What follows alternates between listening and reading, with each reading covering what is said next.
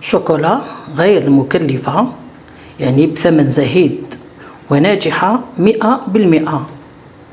جربوها وما تندموش. تبعوا معايا الفيديو إلى الأخير وتكتشفوا المكونات البسيطة اللي نديروها بها ونجاحها بربي إن شاء الله 100%. السلام عليكم ورحمة الله تعالى وبركاته. اللهم صل وسلم وبارك على سيدنا محمد وعلى آله وصحبه وسلم. اليوم حبيت نشارك معكم شوكولا الطلي. الشوكولا هذه الله يبارك تجي ثقيله ومليحه على الكيف. للامانه شفتها في احد القناه وجربتها ونجحت لي 100%. قلت علاه ما نشاركهاش معكم باش نستفادوا كامل من هذه التجربه. واش عندنا كاس حليب كنت غليته وخليته برد. حطيت الاشواق تاعي هذه، حطيت كاس الا ربع حليب وحطيت كاس سكر.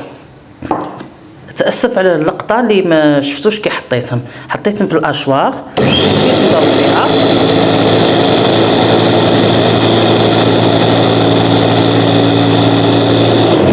بعد ما يتخلط الحليب مليح والسكر نزيد نحط لهم الكاكاو.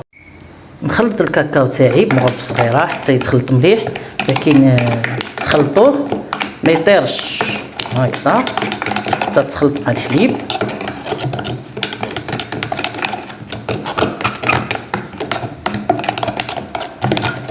الحليب والسكر هذاك اللي حطيناه زدنا حطينا فوقو الكاكاو، نخلطوه مليح ومن بعد نوليو نضربوه. كاكاو كاس غير 2 صباع. حطوا قرصه ملح لتحسين المذاق ونوليو نضرب. نزيدو نضربوها مليح.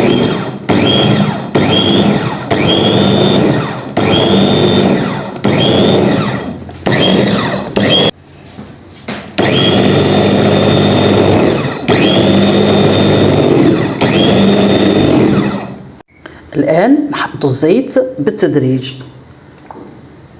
ونحاول نخلطو. الكاس اللي كيلت به السكر والكاكاو نكيل به الزيت ويكون الكاس معمر.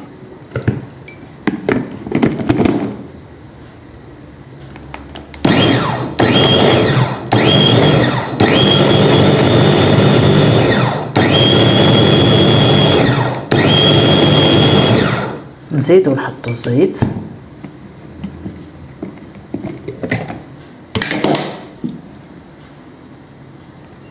هاي بدات تتقال معانا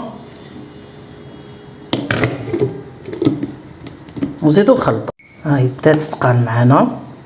شوف هاكا شازيه ثقيله.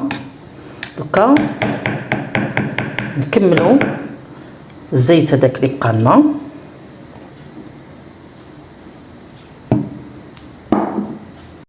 ونحطو مغرف من عطر البندق لاغوم دو نوازيت، ولا تحطوا عطر الشوكولا ولا عطر اللوز ولا اللي تحبوا حطوه. انا حنحط عطر البندق مغرف تاع قهوه صغير ونحاول نكملوا التخلاط تاعنا.